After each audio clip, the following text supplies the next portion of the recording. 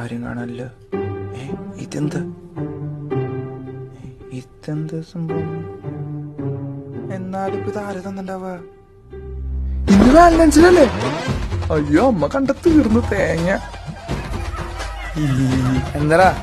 ഒന്നുമില്ല. ഇത് കഴിഞ്ഞ പഠിച്ചോളട്ടാ.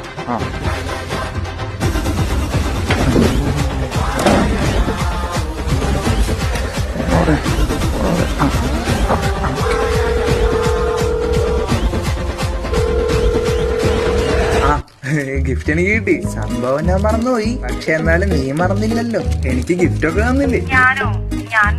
നീ തന്നല്ലേ? പിന്നെ എനിക്ക് വേറെ പെമ്പിളൊന്നും അറിയില്ലോ. നീ എന്താ പറയണേ? ഇത് പിന്നെ ആരാന്നാ? നീ വെച്ചേ?